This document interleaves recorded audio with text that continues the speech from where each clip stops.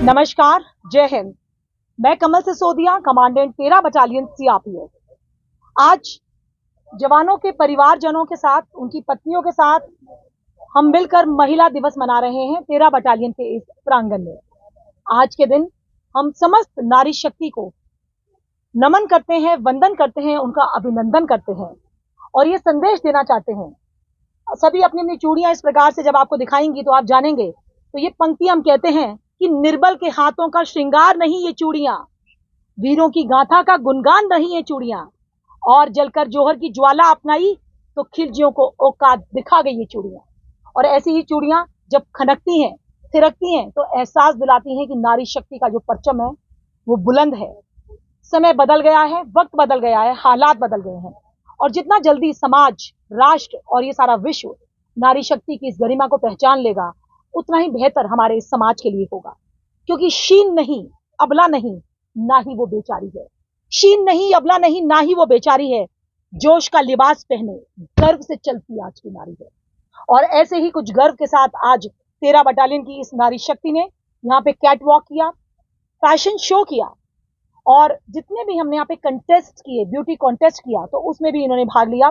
और इनको हम उसके लिए ना केवल क्राउन भी पहनाएंगे बल्कि मिसेस 13 भी हम चयनित करेंगे। तो बहुत ही गर्व का ये दिन है हमारी महिलाओं के लिए कि जो नारी कभी चूल्हा चौकी तरकारी तक सीमित थी, आज वो फैशन शो करती है, वो कैटवॉक करती है। उसका जलवा आज सारा संसार देखता है क्योंकि वो नारी शक्ति है। और ऐसी नारी शक्ति 13 बटालियन की इस पूरी टीम में है। और ये वो महिलाएं हैं जो हमारे जवानों को जोश देती हैं। आपने देखा होगा कि एक जवान राष्ट्र की रक्षा करने के लिए सुबह से लेकर रात तक 24 घंटे 24/7 ड्यूटी करता है। कभी कभी आपने यह भी सुना होगा कि वो आत्महत्या भी कर लेता है। अक्सर ये कारण होता है क्योंकि उनकी पत्नी या परिवार से उनके झगड़े होते हैं। तो इसीलिए मेरे साथ जो ये नारी शक्ति है, मैं समय समय पर इनकी काउंसलिंग करती रहती हूँ। क्योंकि मेरी जो ये बटालियन है, इसकी जो डिप्लॉयमेंट है जलंधर से लेकर, चंडीगढ़ से लेकर, दिल्ली से लेकर, पटियाला और इवन डेरा व्यास तक फैली हुई है। तो जहां जहां भी मेरी महिलाएं हैं, परिवारजन हैं, क्योंकि नक्सल एरिया में जवान परिवार नहीं रख पाता, जम्मू कश्मीर में नहीं रख पाता, नॉर्थ ईस्ट में कठिनाई होती है, तो यहाँ पे ये परिवार के साथ रहने की मैं इनको अनुमति देती हूँ। और मेरी ये महिलाएं एक शक्ति की तरह मेरे साथ खड़ी हुई हैं क्योंकि अपने हस्बैंड्स को, मेरे जवानों को ये हौसला देती हैं, ना कि उनकी कमजोरी बनती है। और यही कारण है कि इस बटालियन में आपने ना कोई सुसाइड देखा होगा, क्योंकि जवानों में भी बहुत जोश है। इसलिए समय समय पर इनकी काउंसलिंग, तनाव प्रबंधन में ये कैसे अपने हस्बैंड को सपोर्ट कर सकती है।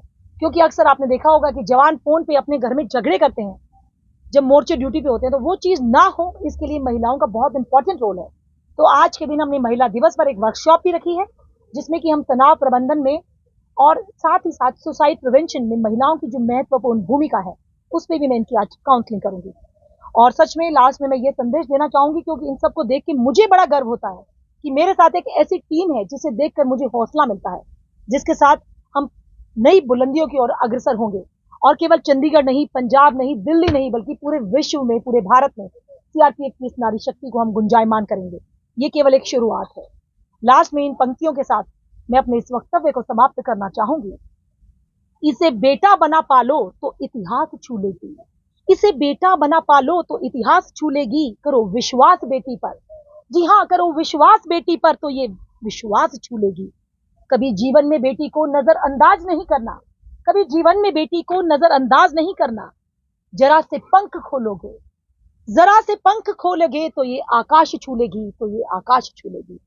जय हिंद, जय भारत, वंदे मातरम। निसंदेह इसमें कोई दो राय नहीं है कि नारी शक्ति का जो ये परचम है आगे बढ़ रहा है। लेकिन आप सब जो मीडिया बंधु हैं जानते हैं कि क्या क्या नहीं हो रहा है आज भी समाज में। मैं तो पूछती हूँ आज आप सबके इस माध्यम से, महिला दिवस के इस अवसर पर, लोगों से, समाज से, राष्ट्र से, देश के ठेकेदारों से कि कितनी और निर्भया चाहिए हमें। आखिर कितनी और निर्भया चाहिए एक ऐसा समाज देने के लिए जहां मेरे भारत की बेटी, मेरी बहन, मेरी दोस्त, मेरी कोई भी सगी संबंधी हो, चाहे मेरे जवान की पत्नी ही क्यों ना हो, वो अकेले बिना किसी पुरुष की सहायता के निकल सके समाज में। तो बहुत कुछ करने की अभी जरूरत है। और आप लोगों को ये भी मैं आज कहना चाहूंगी, आप सोच के देखिए कि एक राष्ट्र का जवान सारा साल अपने परिवार से दूर होता है, केवल साल में वो 60 दिन की ईएल और 15 दिन की सीएल जा पाता है। तो ऐसे में राष्ट्र का ये कर्तव्य भी बनता है कि जब हम उनके परिवार जहाँ पे अकेले रहते हैं, गांव में, देहात में, तो उनको परेशान ना करें। जब लंबी लंबी लाइनों में बेचारी खड़ी रहती है, उनको सहायता करें, उनका सहयोग करें। क्योंकि अगर राष्ट्र में देश का रक्षक, सुरक्षा प्रहरी, सीआरपीएफ का जवान वो नहीं होगा तो आप कल्पना भी नहीं कर सकते इस समाज की। तो बहुत जरूरी है कि नारी शक्ति की इस बात को हम बहुत आगे तक लेके जाएं, और केवल स्त्री ही नहीं, पुरुष भी इसको समझें।